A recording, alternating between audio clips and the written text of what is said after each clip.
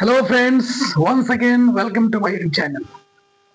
দেখো, আমরা টেন্সের পার্ট 9 পৌঁছে গেছি আজকে, তাই না? এরপরে আরো 3টা টেন্স থাকবে, ঠিক আছে?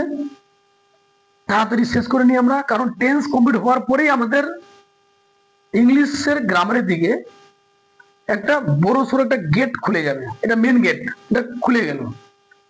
এবার এর ভিতরে যখনই প্রবেশ করব, তখন আমাদের active passive, voice change, narration, তাই না, ডাইরেক্ট ইনডাইরেক্ট স্পিচ যেটা বলি আমরা, জয়েনিং যেটা আমরা সিনথেসিস বলি, simple complex compound, splitting, transformation, অনেক কিছু শিখতে পারবো। কিন্তু সবকিছু এর উপরেই থাকবে, এই পিলারের উপরেই বিল্ডিং গুলো আসবে।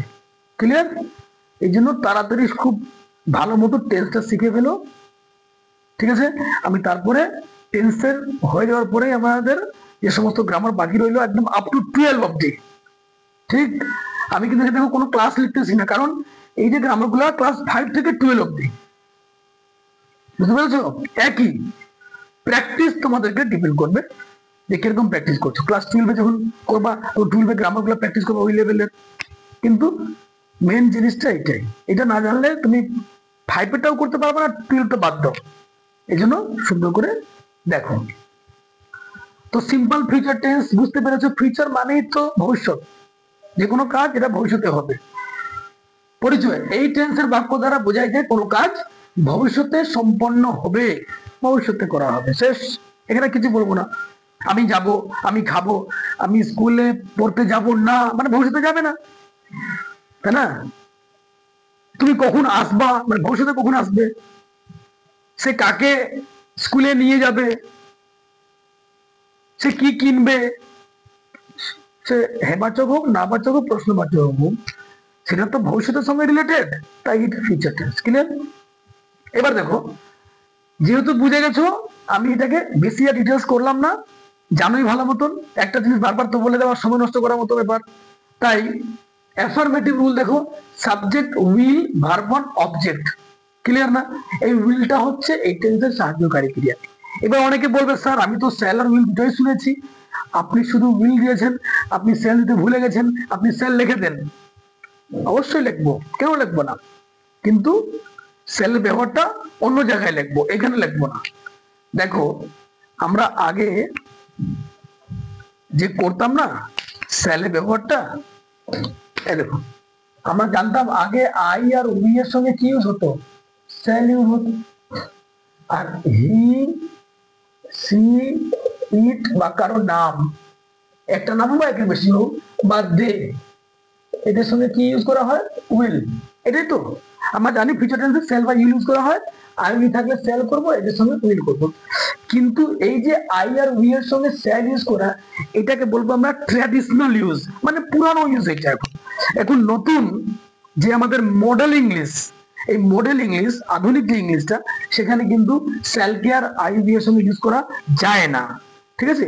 এই আই উইটা এখন কোথায় চলে গেছে, এই যে এদের সঙ্গে চলে আসছে, আই আর উই, এদের সঙ্গে, মানে সবার সঙ্গে আমরা উইল ইউজ করবো। তাহলে স্যার সেলটা গেল কোথায়? অফকোর্স সেলের ব্যাপারটাই বলবো। সেলকে আমরা এখন অ্যাজ আ মডেল ভার্ব সেই হিসাবে ইউজ করব। এর মডেল কি? মডেলের একটা গ্রামার, এটা একটা হেল্পিং ভার্ব। যেমন ক্যান, কুড, উইল, উড আছে না, নিড, ডেয়ার, ওট টু, মাইট, মে, এগুলো হচ্ছে তোমার মডেল ভার্ব। ওদের মধ্যেই সেলকে শিখবো। তো সেলটাকে এখন আমরা শুধু মডেল হিসাবে ইউজ করব। ওকে? তাহলে সেল এখন কি হিসাবে ইউজ করা হবে, মডেল হিসাবে। ওটা যখন মডেল গ্রামারটা করব, মডেল, এই যে এই সেলটাকে আমরা এখন মডেল যখন করব, তখন আমরা সেল ইউজ করব, এখন ইউজ করব না এটা। ঠিক আছে? তাই আমরা এখন ফিউচার টেন্সে পুরো একদম entire future tense, not only simple future, future continuous বলো, ফিউচার পারফেক্ট বলো, বা ফিউচার পারফেক্ট, চারটার মধ্যেই আমরা সেল ব্যবহার করব না, শুধু উইল ব্যবহার করব। সেলটা আমরা মডেলে ইউজ করব, সেটা পরে। ঠিক আছে? সে তুমি যদি কোনো জায়গায় দেখো যে সেল লেখা আছে, তা ভুল না, এটা পুরনো লেখা ছিল, ট্রেডিশনালি এটা ইউজ করা ছিল, এই জন্য ঠিক আছে। আর তুমি যদি এখন যদি তুমি আয়ের সঙ্গে সেল লিখে দাও, কেউ ভুল বলবে না, এটা তো রাইট ছিলই। এখন ধীরে ধীরে ধীরে ধীরে ওটাকে কমিয়ে এখন উইলে চলে আসছে সবকিছু। ঠিক আছে? সেলটা পরের দিনের জন্য। পরে মডেলের জন্য। চলো তাহলে এটা করি। এবার দেখো অ্যাফার্মেটিভ দেখলাম subject verb, subject will verb on object. Negative কি দেখলাম সাবজেক্ট উইল নট, সিম্পল। নেগেটিভে নোট বসবে, এখানে ঝামেলা নাই। নোট বসে কোথায়, সাহায্যকারী ক্রিয়ার মধ্যে। ইন্টারোগেটিভ যদি কি দিয়ে উত্তর হলো, যদি কি দিয়ে প্রশ্ন হলো, তার উত্তর যদি ইয়েস বা নোতে হয়, ইয়েস বা নোতে হয়, তখন সেই কি এর জন্য আমরা হোয়াট লিখবো না। তো কি এর কাজটা কে করবে, এই সাহায্যকারী ক্রিয়া। সাহায্যকারী ক্রিয়ার সাথে আগে লিখে দিব, জানো ভালো মতন। আমি জাস্ট একবার মনে করে একটা রিভিশন হচ্ছে, সব জানো তোমরা। এবার interrogative WH will subject verb on object. WH কেন আসলো, কারণ এখানে উত্তর কখনো ইয়েস বা নোতে হবেই না, ডিটেলসে দিতে হবে। তখন আমরা প্রথমে WH দিব। ঠিক বুঝতে পেরেছো? এটাকে পুরো ডিটেলস যদি জানতে চাও তখন তোমাদেরকে প্রথম টেন্স পার্ট 1 সিম্পল প্রেজেন্ট এটা অবশ্যই দেখা উচিত। ওখানে পুরো ক্লিয়ার আমি দেখিয়েছি লিখে লিখে। ঠিক আছে, সে সিম্পল প্রেজেন্ট টেন্স বা পাস্ট টেন্সে এগুলো পুরো রুলটা দেখে নিবা, সব লেখা আছে এখানে। একই রুল, প্রত্যেকটার মধ্যে একই পড়তে লিখতে হবে, তাই এখানে লিখলাম না, তোমাদেরকে রুলটা দিয়ে দিলাম। ঠিক আছে, তাহলে নেগেটিভের নোট বসবে সাহায্যকারী ক্রিয়ার পরে, এটি মাথায়। তুমি বুঝে গেছো, নতুন কিচ্ছু নাই, আগের মতোই। এবার দেখো বাক্য, আমি একটি কলম কিনবো। আমি একটি কলম কিনবো, সাবজেক্ট কে আমি ইংলিশ কি হবে, আমি ইংলিশ কি হবে বলো, আই। ইয়েস, আই লিখলাম। এবার কিনবো, এটা অ্যাফার্মেটিভ কাজ হচ্ছে, তাই এই রুলটা লাগবে আই উইল। সেল দেওয়ার দরকার নাই, হ্যাঁ, আগে সেল দিতে পারতাম, দিবা না। আই উইল কিনবো, buy, I will buy a pen. এই যে I will buy a pen, আমি একটি কলম কিনবো, সাবজেক্ট ভার্ব অবজেক্টস। নেক্সট, তাহারা আগামীকাল ফুটবল খেলতে যাবে না। না, না হয় নেগেটিভ, এই রুলটা উইল উপরে নোট করবে। তাহারা ইংলিশ কি হবে, দে will not, they will not। খেলতে যাবে, দুটো কাজ আছে, যাওয়া খেলা। প্রথমে যাওয়া, they will not go to play, কি খেলতে যাবে না, football. they will not go to play football। আগামীকাল ইংলিশ কি হয়, tomorrow, TMORROW,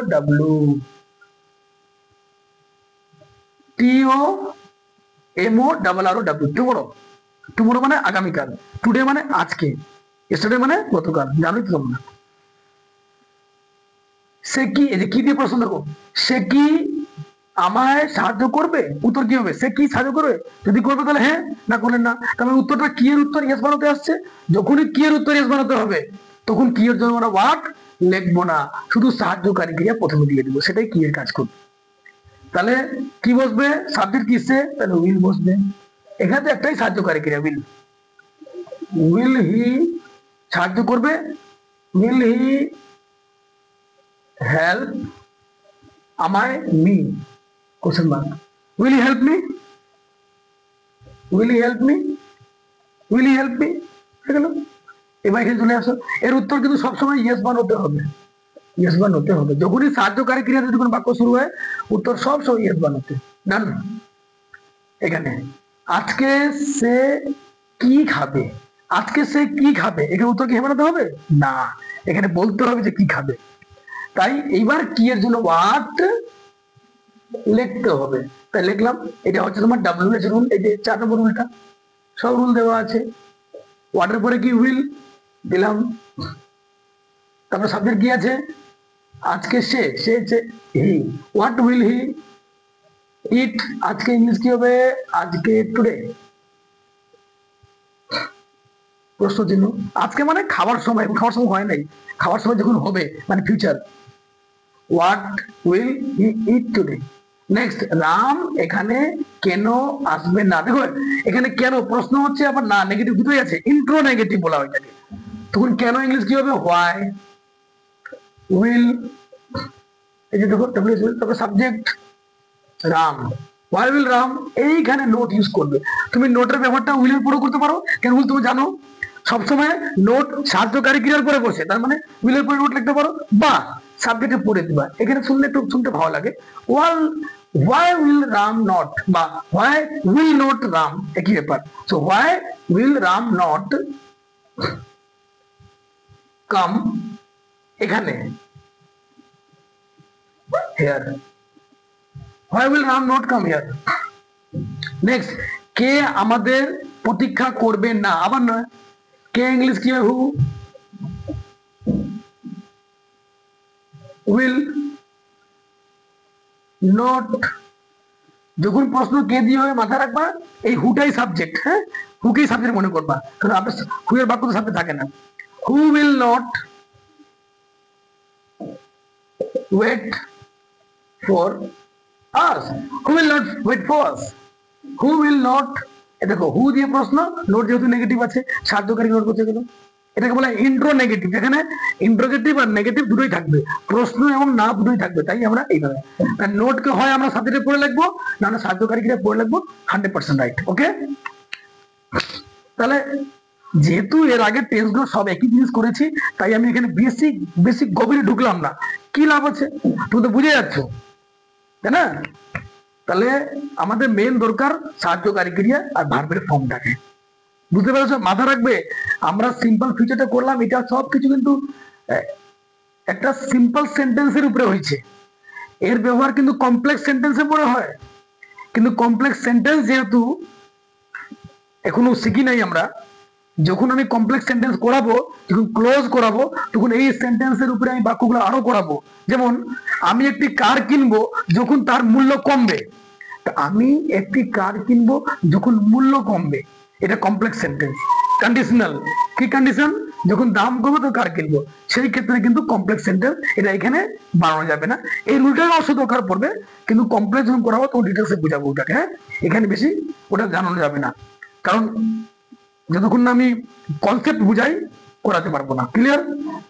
তো আমারও সময় নষ্ট, তোমাদের সময় নষ্ট হবে। তাহলে আশা করি বুঝে গেছো এটা সুন্দর করে। তাহলে আমরা এখানে শুধু উইলের ব্যবহারটা করবো, সব জায়গায় উইল, সব সাবজেক্টে উইল ব্যবহার করা হবে। ওকে, ঠিক আছে, এটা বারবার দেখো। এরপরে আমি পার্ট 10 নিয়ে খুব শীঘ্রই আসবো, অবশ্যই আসবো। Thank you for watching.